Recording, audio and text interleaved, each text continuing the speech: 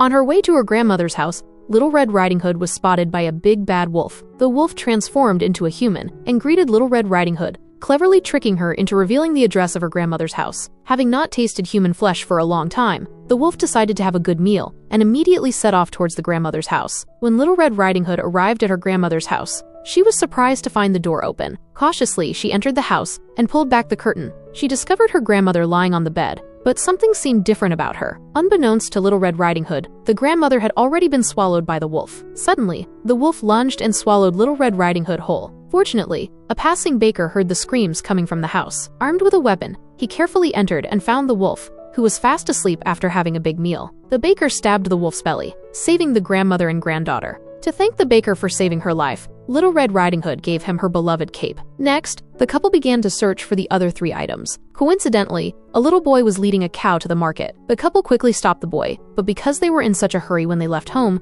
they had no money on them. So they took out the peas left by their father and told the boy that they were magical beans. The boy became interested as soon as he heard the word magic. In the end, the couple successfully exchanged 5 beans for the boy's cow. The wife led the cow home first, while the husband continued to search for the other 2 items. The witch appeared again, urging the couple that time was running out, and they had to gather all the items by the night of the lunar eclipse 2 days later. Otherwise, they would never get the child they longed for. On the same night at the royal palace banquet, a beautiful Cinderella rushed out of the palace, with the handsome prince chasing after her. In her nervousness, Cinderella accidentally dropped her golden shoe on the stairs. It turns out that we've all been fooled by the fairy tale. The poor Cinderella is actually the real villain. In fact, Cinderella intentionally dropped the shoe for the prince because she wanted to escape her miserable life and no longer wanted to be bullied by her stepmother and 2 stepsisters. She also wanted to attend the prince's fireworks, but she couldn't afford a decent dress. In her self-pity, she could only come to her mother's grave. Unexpectedly, the Mother of the Forest was moved by Cinderella's sincerity.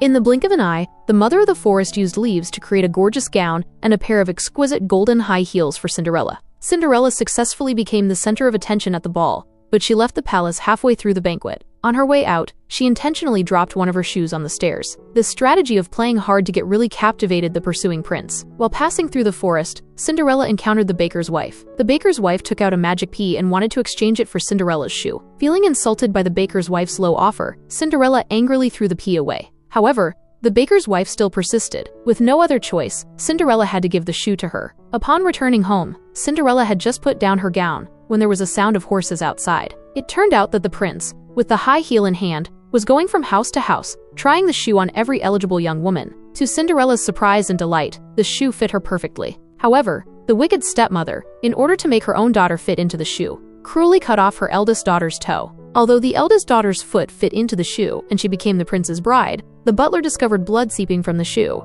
and the eldest daughter was eventually exposed. So the stepmother turned her attention to the second daughter. However, the second daughter's foot couldn't fit into the shoe either. In a fit of desperation, the stepmother cut off the second daughter's heel. Afterwards, the second daughter gracefully appeared before the prince but fainted due to excessive blood loss. At this moment, Cinderella seized the opportunity and came before the prince. The prince personally removed her stockings and put on the high heel. It fit perfectly, and the prince finally found his new Cinderella. Cinderella's little scheme had succeeded. The next day, the prince's younger brother, the little prince, heard a beautiful song in the forest. Following the sound, the little prince came to a tall tower and found a beautiful maiden singing. The little prince was immediately captivated by her. She had hair that could wrap around the earth 3 times, and her singing enchanted the prince. However, she was permanently imprisoned in the tower. A witch made her lower her hair every day, and then climbed up it. The prince happened to see this scene, so he took the opportunity to meet the princess with long hair. But when he was leaving, he was accidentally seen by the baker's wife. To obtain the waterfall-like long hair, that night she imitated the prince's voice under the tower. As the princess with long hair lowered her hair, she decisively cut it and escaped. When the white prince left, the witch used magic to create thorns that blinded him. The outside world was not only full of princes, but also wolves and bad people. To teach the princess with long hair a lesson, the angry witch cut off her long hair and threw her into the dark forest. The blinded prince rode his white horse and found the princess with long hair in the dark forest. When the princess saw that the prince was blind, she sadly shed tears, and her tears fell into the prince's eyes. The next second, a miracle happened. The princess's tears healed the prince's eyes, and they embraced each other excitedly. On the other side, the prince with the golden high heel searched for Cinderella everywhere in the town. The stepmother, in order to marry her daughter to the prince, decisively cut off the eldest daughter's toe. However, the shoe still didn't fit. Then, she cut off the second daughter's heel, thinking that as long as she could marry the prince, she could ride in a luxurious carriage for the rest of her life and wouldn't even need to walk. However, as soon as she went out, the second daughter fell to the ground.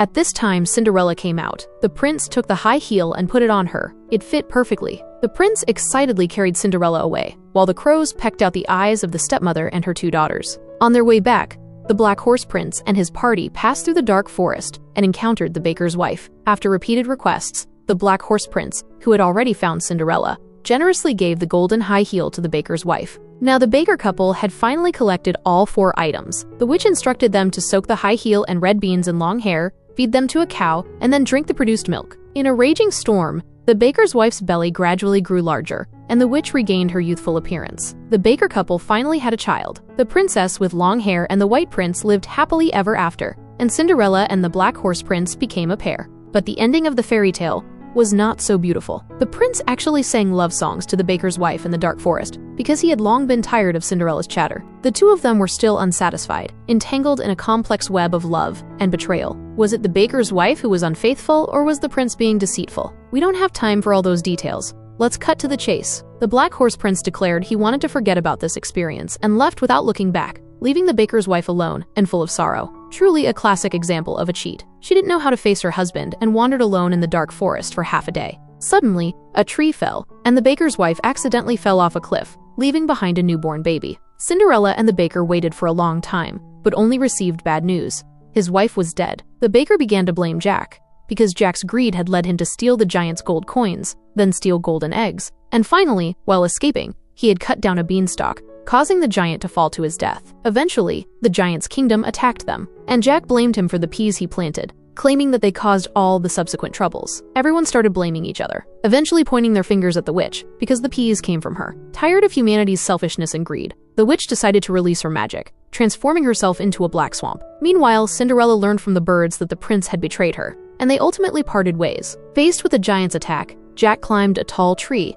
to serve as a decoy. Cinderella summoned crows to peck out the giant's eyes, and the black swamp on the ground immobilized the giant. Finally, they toppled the giant tree, crushing the giant. Cinderella ultimately rejected the prince and chose to raise the child with the baker. The prince became a cheat, Jack became a greedy thief, and Little Red Riding Hood also put on a wolf skin and became a villain. Wake up. This is the real ending of a fairy tale.